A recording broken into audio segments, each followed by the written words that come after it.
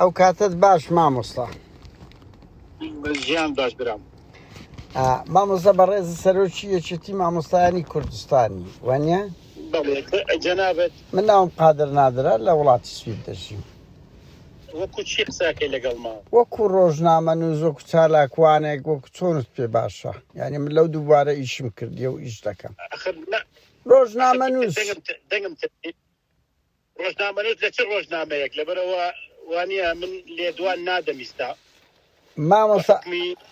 ئەمە بووینەتەوە لە هەڵبژاردن تەرکیزمان لەسەر هەڵبژاردننی مامۆستایانە بەس. بەس مامۆستا ئەمن یەک ڕۆژنامە نووسەچکم لە وڵاتی سوید ئەندام لە دنیای جیهانی بەش ئەندام ئەگەدەری هەویەکان بۆ دەنێرم. بەڵام خۆ من لە کوردستان لەگەڵ هیچ ڕۆژنامە و گۆڤارێک منە وانە لێدوان بۆ لێدوان بە سوید بدەم یعنی چی ئەمن کوردم چالاگوانەکەم ئیش لەسەر کوردەکەم مامۆستا خۆمە لە وڵاتی سویدین خۆ لەسەر ئێستا مامۆستا مشکلەکە چییە؟ مشکلەیەکی مامۆستایان هەیە هەموو دنیا قسەی لەسەر دەکا ئێوە قسەتان نییە لەسەری دەمانەوە بزانین هۆی چییە وایە نا؟ برا عزیزم قسەمان کردووە لەسەری بەڵام ئێستا بریارماندا قسە نەکەین لەسەری لەبەر ئەوە ئێمە ماوەمان تەواو بووە هەڵبژاردنمان هەیە قسەکانمانیش سەنەد نییە. بەس ئەوەن ئێستا خۆنگ و استقالەتان نەدایە دابنیشی حساب استقالەماندا نا مامۆستا باشە بەڵێ مان یەکەمتت ما هەڵبژاردن خۆ دائیمەن هەموو ڕێکخراوێک تۆ لە کەسێکی پرۆفیشناڵی کەسێکی نێودەوڵەتی هەموو دنیا کە سەرۆک لە وڵاتێک یان پەرلەمان کە نزیکی هەڵبژاردن بۆ بەمانێک هیچ دەسەڵاتی نامێنێ هیچی نامێنێ نا بە پێچەوان ئەسڵەن بەر لە هەڵبژاردن ئەوە قسە دەکات ڕیکلام دەکات لۆ خۆی بەس مامۆستا من ناتوانێت ئەوە تەهەڕووبە مشکلەی مامۆستا مرشحنیم تا ڕیکلام بکەم. باشە مامۆستا ئێستا تو تا حاڵی حاضر وەکو من پێم وتی سەرۆکیێکی مامۆستانی وتت بەڵێ وایە نا؟ دەسەڵاتم نییە ئەحیاتم نییە. باشە بەس وەکو پرسیارە لێ دەکەین ئێوە ئەوە مانگە نیو زیاترە مامۆستایان بایکۆتی دەوامیان کرد یا خۆ پیشاندان دەکەن قسەتان چێ لەسەر یعنی ناکرێ ڕووداوەکی وا گەورە و گوران کە لایەکی کوردستان خۆ پیشاندان دەکا لە قسەمان مامۆستا مافی خۆیەتی موچەی پێدرە لە کاتی خۆی ئاخر ئەزانم بەڵێ مامۆستا مافی خۆیەتی هەموو ڕێگارێکی مەدەنی بگێتە بەردەست. بەڵێ یعنی ئێوە پشتگیری دەکەن چی ئەوانە داوامیان کردووە چی ئەوانە داوامیان نەکردە پشتگیری هەردوو لامان کردووە. یعنی ئێستا ئێوە پشتگیری ئەو ناڕەزایەتی و داخوازیەی کە مامۆستایان داوای پێنج لقمان لە ضمنی ئەو شوێنانە بایکۆتیان کردووە چۆن پشتگیریان ناکەین؟ مامۆستا ئەی چۆنە مەسەلەن دەڤەری زارد هیچ جۆرە خۆپیشاندانێک ناکرێت تۆ پێ دوایە لەو دەڤەرە 100 مامۆستا نەبێت داوای مەسەن هەوڵدا بایکۆت بکە بەڵێ یعنی هۆی چییە بەڕێیەوە؟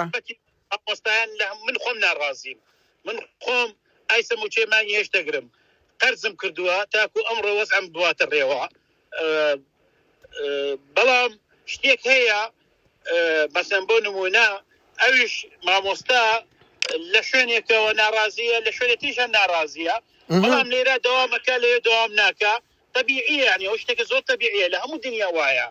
لە هەموو دنیا هەیە لە ویلایەتێک ئەزرابە لە ویلایەتێکی تر دەوامە پارێکە لە بریتانیا بووم لە شارێک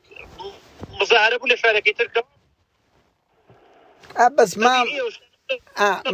ئاساییە نەنە مامۆستاوە ئاسایی نییە 32 ساڵە من لە بیرمە یعنی لەو دەڤەرەی زارد خۆپیشاندان مانگرتن مەسەلەن لۆ ئۆجەلانی هەموو دنیا مزاهرە بوو بەس لە هەولێر نەبوو لە دهۆک نەبوو لە هەموو دنیا من نەچمە ناو سیاسی بەڵێ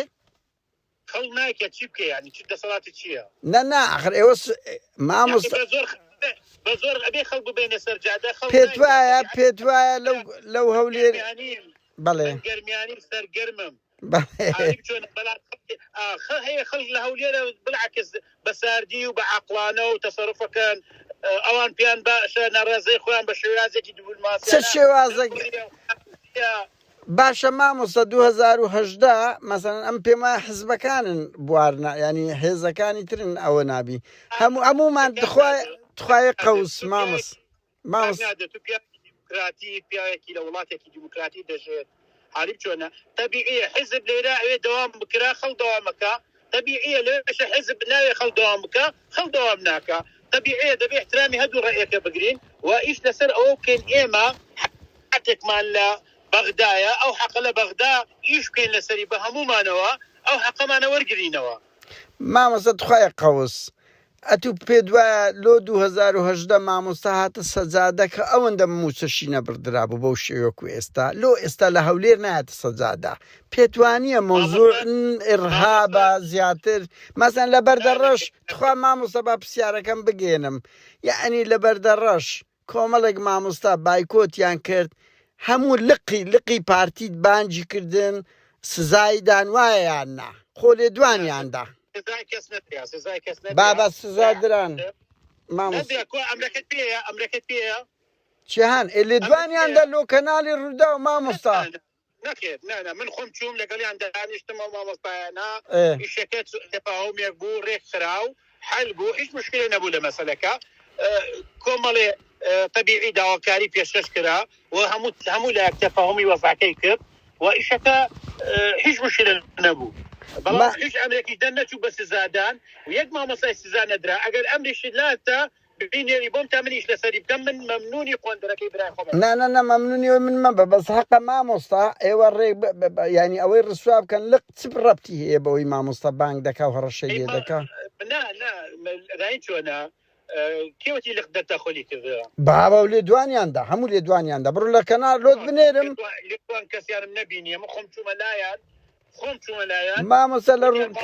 بەڵێ لە ڕوودا و لێ دوانیاندا کە لق بانگ کێشتی کردینە من چوومە دانیشتم لەگەڵ یانە 3 ساعاتیش ئیشەکەمان حەل کرد و داوامی خۆیان نەکردەوە و لەگەڵ دەربیا هیچ نەبووە مامۆستا من بۆ خۆم مامۆستا بووم ناوچەیە مامۆستا ئەحمەد بە قوربا من بۆ خۆم 95 مامۆستا بووم لە جدیدا موچەی ئێمە من بەرپرسمنەوە موچەی ئێمە نیو قیمە نیوە بوو لە لە چاو ئەو بەریزەیە بە ئیمزامان کۆ کردەوە ناوچەی پارتی لە کەڵک 3 مامۆستامانی عەزەکەی ناوەکانیشت پێ دەڵێم 95 ینی قەزم تەدەخولی حزب گەلک زۆرە لەو شتانە قسەی ما بابینەوە سەر سەبرکە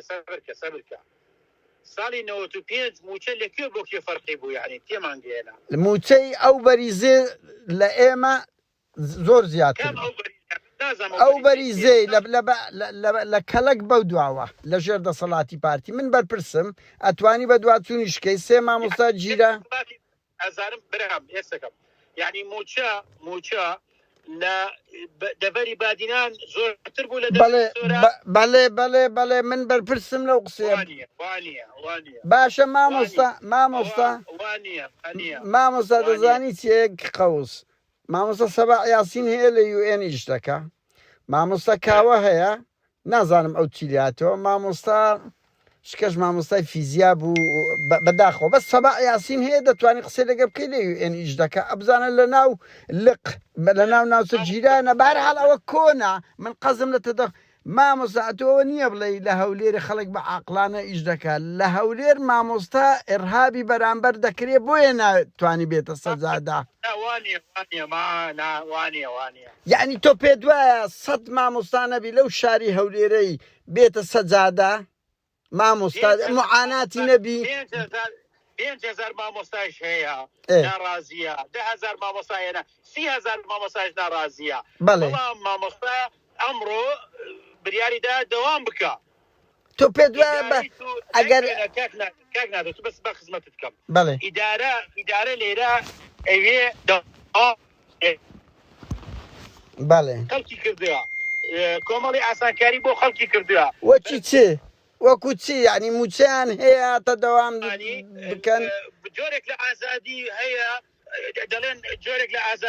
جۆرێک لە ئازادی هەیە خەڵک بایکۆتی هانی خەڵکەدەن بایکۆت بکە ئەمە زۆر تەبیعیە لە هەردوو لە تەبیعیە ئێمە پشتگیری هەردوو مامۆستا دەکەین هەمویان ڕۆڵەی ئەم وڵاتەنا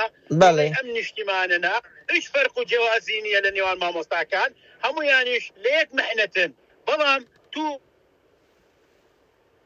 بەڵێ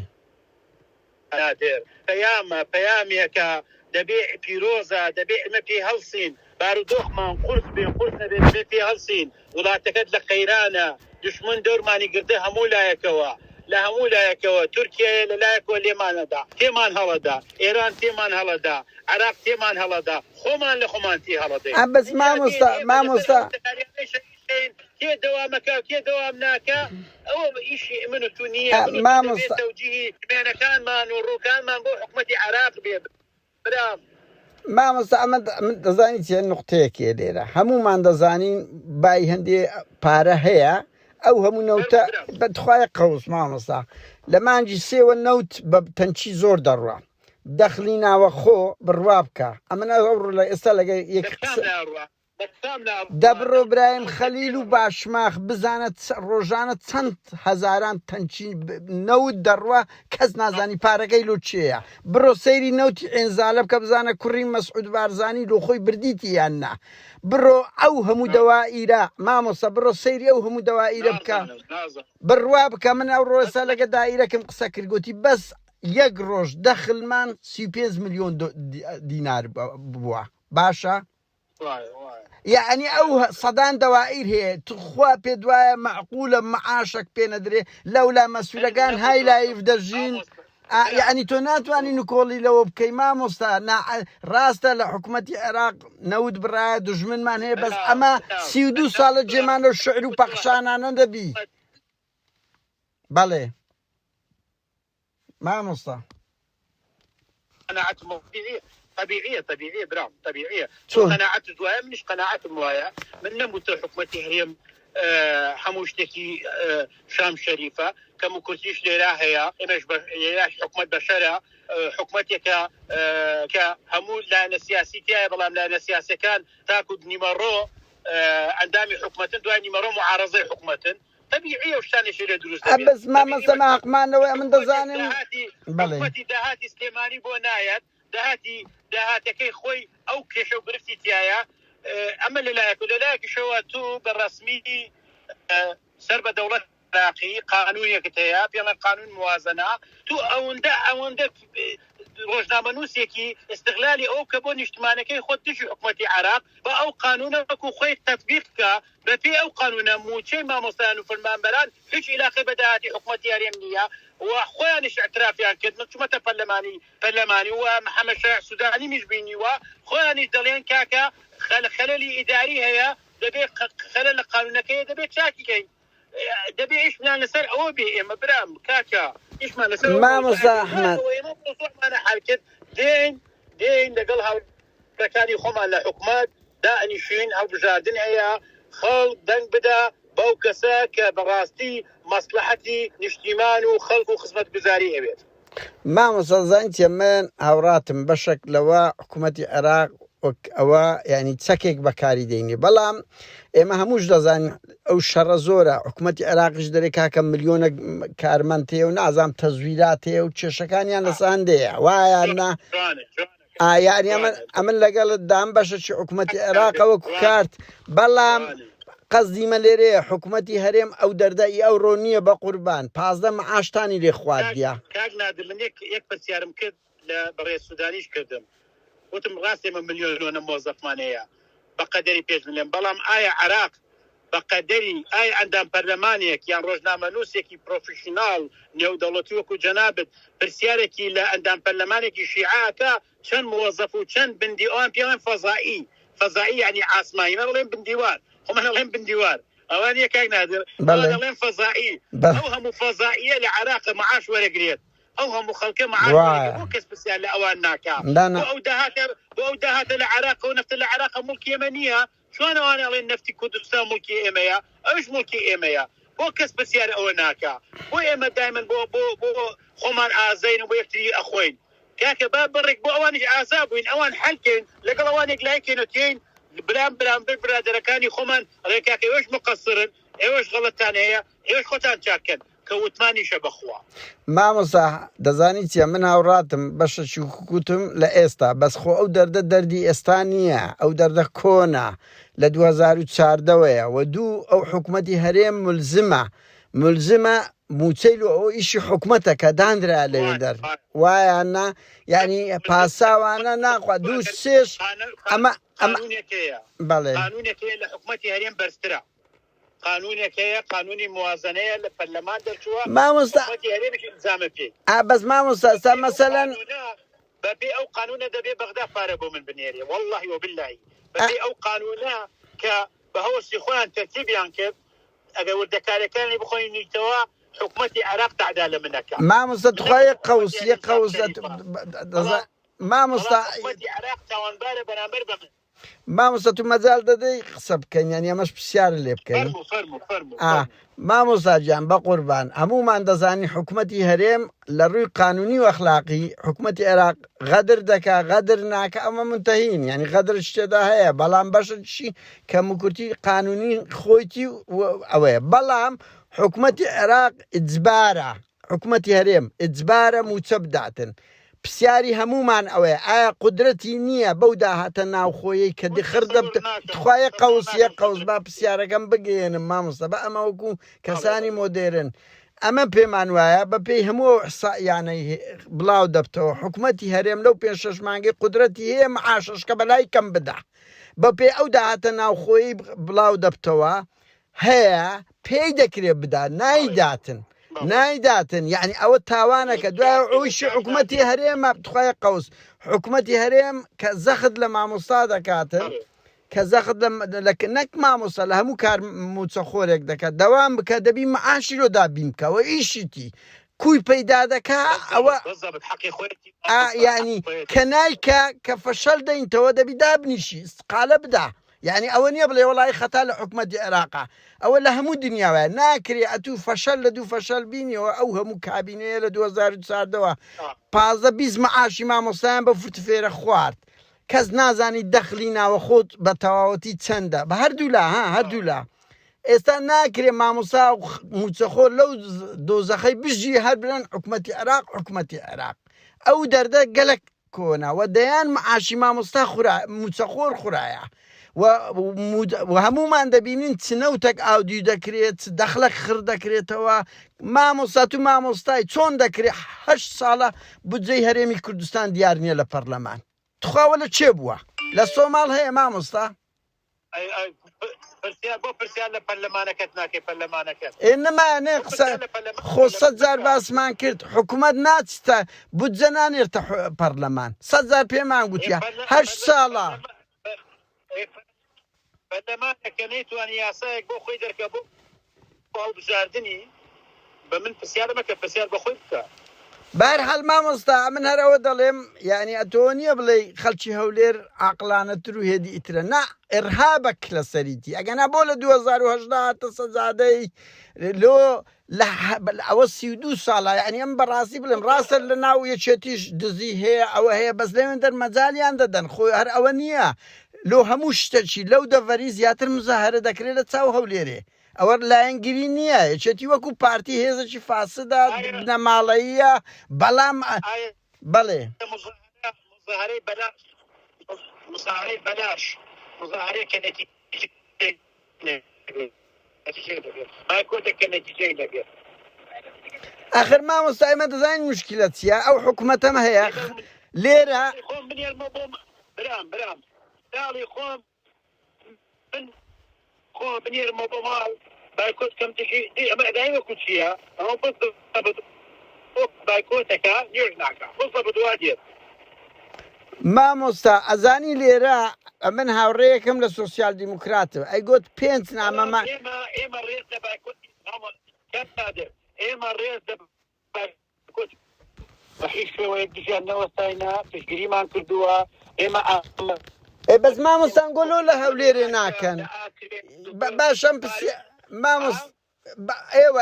ئێوە لە هەولێرێ لۆ ناچن مانگرتن خۆپشاندانێک بکەن یەک ڕۆژ بڵێن داوای موچە دەکەین باشە تو نوێنەری مامۆستایانی لۆ ناچن بکەن لۆ 200 ئیمانمان پێ نییە ئیمانمان پێ ئەی چۆن موچە لۆ مامۆستا دابین دەکەی بە لا ئیلاهە ئیلا الله یعنی بە دەعوە بە دوعا یعنی بە جدی بە پاڕانەوە لەکوێ بووە مامۆستا معاش ئەوها بێت دەسەڵاتەکان بدەن بەڵێ برام ئیمانمان بۆ خۆ ئێمە ئەم ئیمانمان بۆ خۆ پیشاندنە نییە کە خەڵک نان و پیازی پێ بخوا لەبەرەوە بەرەوە هەڵبژاردنە خەڵکە بوونە فسپاڵەوان بەس مامۆستا ئەو دەردە 32 مامۆستا تخوا هەموو مازان لە نوتیەکەوە ئەو دەردە هەیە سەری بەرز لۆ موچنوی ناکەین موچەی مامۆستایان نەدەدا کەچی هەموو بەرەی کوردستانی حزبەکان های لایف دەژیان لە 2014ەوە ئەوە دەردە ئەو ڕۆ نییە مامۆستا ئەو ڕۆی مامۆستا ئێمە ئێستا حالیان وا خەڵک وا بیرەکە هەلو بە زۆر نابەمە سەرجادا حالی بچۆنە ئەبەس قەت لە ژیانتان مزاهرەتان کردووە مامۆستا ئەحمەد دایلۆکێکی باشەیە لە مۆستاکە بەڵێ مامۆستا ئەتوو چەند ساڵە سەرۆکێچەتی مامۆستایانی ئەلو مامۆستا دوای پرسیارمان بەڵێ ببوورە نازەم قەتە جێم لێتە لە ڕێگەم شەبەکەتەوە نییە بەس ئەو پرسیارە مامۆستا چەند ساڵە سەرۆکێچەتی مامۆستایانی کوردستانی لە 2016ەوە بە تەناوە لەگەڵ برادێکە سەرۆکێکی مامۆستایان بە تەناو بەڵێ بەهەرحاڵ من پرسیاری من لەوەیە مامۆستازانی ئەو دەردە ئەمن 2010 دیتم لە هەولێرش مزاهرە کرا مامۆستایان مزاهرەیان کرد ئەوە بوو موچەکانیان بەرز کراوە قەت ئێوە کوسەن یەکێتی مامۆستایان لەکام لە موچە بەرز کراوە لە چیوە موچە بەرز کراوە دوای ئەوەی لە هەولێر و دوهۆک مامۆستا مزاهرە کرا هەمومان 2010 لە بیرمانە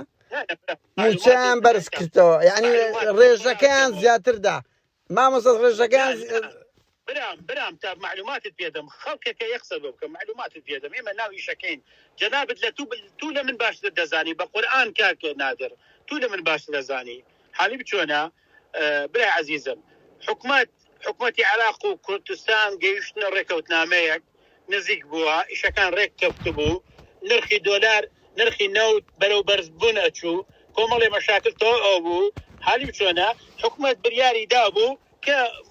پاشەکەوتی موچە چاکاتەوە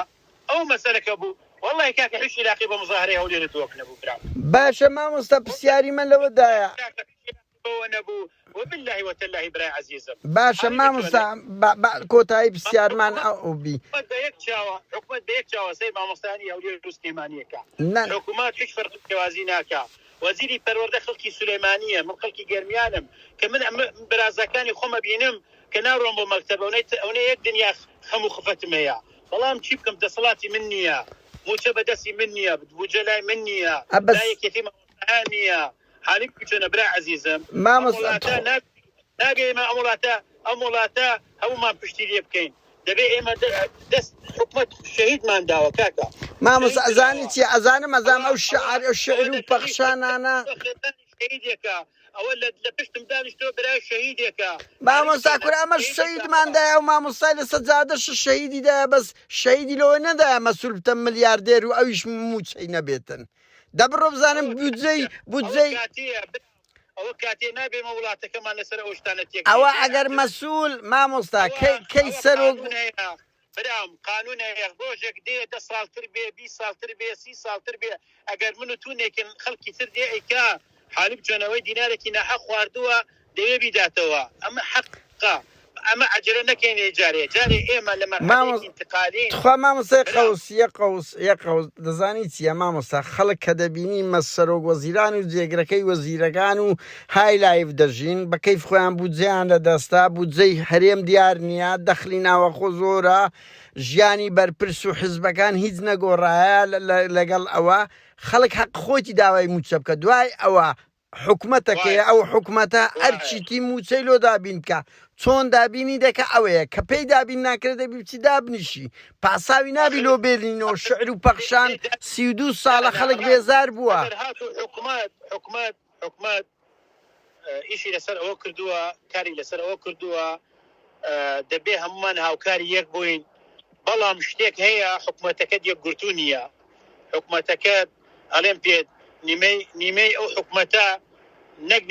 نیمەی بڵێ زیاتریش تا سەعات 4 لە دەوامە لە دوای 4 معارەزەیە خوا بەرەکەتی تێناخا ئەمە دەزانین مامۆستا ئەو نوقتان هەموومان منتەهین بەس بۆ لێی دەگەڕێی گەمەی پێ بکە بۆ لێی دەگەڕێ یەکێتی گەمە بەوەی بکە لە کاتێکدا تو پێت دەکرێ موچەیەک بدەی بەلای کەم خۆ منیش دەزانم لە زەرفی ئێستا حکوومەت هێرێم پێی ناکرێ مانگانە بدا موچەی مانگ هەیشات ئێمە تاکیدی مانگ نوێش بە خێرایی دێت ئیشش لەسەری کراوە مۆزوعە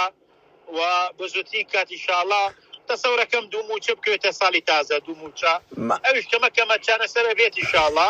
بەڵام بڵێنە لێ تو لە وڵاتێکی دەوڵەت نیت حکوومەتیش استقالەکە بەیانی کێ حکوومەتە پێکەێنێت حکوومەتەشکە دروست بکرێت حکوومەتەکی موقت دروست دەکرێت انتخابات دەکرێت مامۆستا ئەمە نەچینە سەر ئێستا ئەو حکوومەتەی هەیە بە هەموو حاڵەتێک دەکرێتن هە زۆر ئاساییە لە ڕووی قانونی و ڕێگا دەبیندێتەوە سەرۆک حکوومەتێک مامۆستا سەرۆک تخوایە قەوزیە قەوس مامۆستا حاليا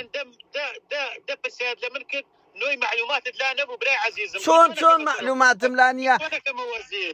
وانە برام تو دووری لە واقعی من و مامۆستا من نامە یەک بێک وەڵامی ئەو شتاندەم بەس یەک پرسیارە لێ دەکەم نێرومێ نازانین کێ نێرە و کێ مێ برای عزیزم حالی بچۆنە تو لە وڵات خۆت ئیش بکە لە سوید ئیشکە مڕەشەح بوویت و ئیش بکەیت و کار بکەیت لەوێ وەکو ئەو خەڵکێکەکەیت کە توانیتی بێتە ئەندام پەرلەمانی سوید و شارەوانی لەوێ ئیشکە چی شتێ لە کوردستان چۆن مامۆستا هەموو بنەماڵەکەمان لەوێن دەرە دوای ئەمە خوێنمان لەو کوردستانەدا لەوەمان نەدایە ئەو نەعەدالەتیە گەورەبی بەڵام ئەمن بێت توخوایە قەوس مامۆستا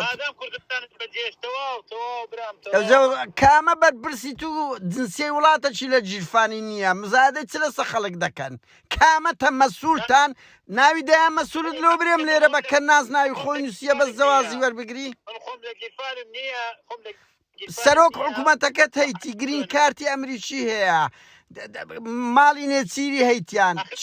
سەدان کادیری پارتیت پێ دەڵێم سەرۆکی حکوومەتەکەم لە وڵاتەکەم دەژێ کاچی خۆم لە وڵاتەکە دەژی سەرۆکی حکوومەتە بە خۆی بە بابی بە برای بە کوڕی بە هەمووی کاچی خۆم ئەمە لێرە نیە هەوڵی کوشتنمان دەداتن بە قوربان نابەز یەک پرسیاری کۆتاییم هەیە مامۆستا جیهان تیرۆر کرا هەموو دەنگۆیەکان ئەوەیە ئەنگۆتستان کرد مامۆستایەک بوو مامۆستا جیهان تەها لەو ماوانە گوتیانە سیارەکەی سووتا حکوومەت هیچ قسەی لەسە نەکرد مامۆستا بۆ حەزناکەی مامۆستا یعنی ئەوە مەسەلێکی کۆمەڵایەتی نانە ئەمن دڵنیام لەوەی کۆمەڵایەتی نییە شارەوانی باشە حکوومەت لۆ کەسی نەگرت ئەگەر کۆمەڵایەتیشە وایە لۆ ئەو مامۆسایەتی ئەندامەکی تووە ئەندامەش توە لۆ چیتە دەڤەری بارزان باشە برام ئەندامێکی برای عزیزم ئەوە ئەتوانین لە وەزارەتی ناوخۆ کە تحقیق وەزارەتی تەربیە ئەوە ئێوە ژۆشی ئەو ئەندامە چی ئێوە دەبی مەلەفەکەی هەڵبگرن لەگە خۆتان مامۆستان گوازان بەغەڵەت تێگەشتنە سندیکای مامۆستانیشتی معاناتی مامۆستا مشکلەیەکی وا مامۆستا باشە کاکە ئیش ئێمە نییە ئیشی وەزارەتی ناوخۆیە ئاساییشە ئیش ئێمە بەس ئیشی تۆ بچی زەخت بکەی لە وەزارەتی ناوخۆ بە چ گەیشتیە ئەتو نوێنەری سندیکای مامۆستانی ئەمیش پرسیارە لێ دەکەم ئەو مامۆستا کۆمەڵێ شتێنی هێنیە ناتوانانی باسکێ برای عزیزم تو زۆر ئینی ناکێ چۆن ئەو قسانەکەیتە سەرجامی هەموو کەسێک ئەوە تاکو تحقیقاتەوە نەبێت لە کۆنگرێکی ڕۆژنامەوانی قسە لەسەر یەکرێت و تۆ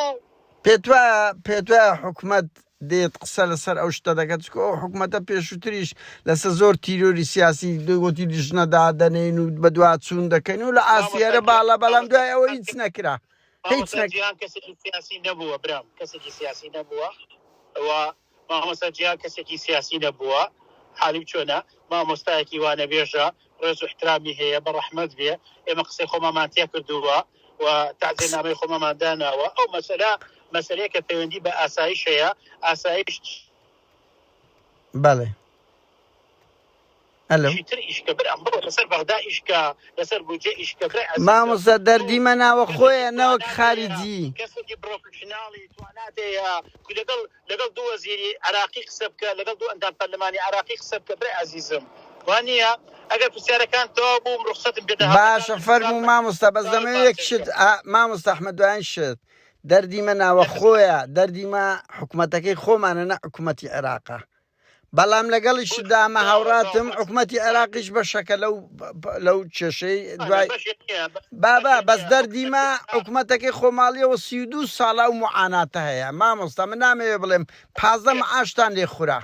15 معاشتان لێخورا لە نۆتیەکەوە بە دروشمی قەومی خەڵک ئیبراز دەکەن سەری بەرز لەو موچەنوی مەکەن ژیانی مەسئولەکان و منداڵەکانیشی لە ژیانی وەکو ماری ئەنتوانێت و لویس چاردە دەرشین گاڵتەتان پێ دەکەن ئەوان پێتان دەڵێن بڕۆ کێک بخۆن بەڵێ باشە مامۆستا بەکاتن نەگرم زۆر سوپاس بۆ وەڵامەکانت سوپاس مامۆستا سەرچاوی من چاوی من سەرچاو نمونە زۆر بێ ئەو جواب دەنەوە ئەوەش دیبەیتە و گفتوگوی هەر کەس زەمان ڕای خۆی هێتێ باڵێ سەرچاو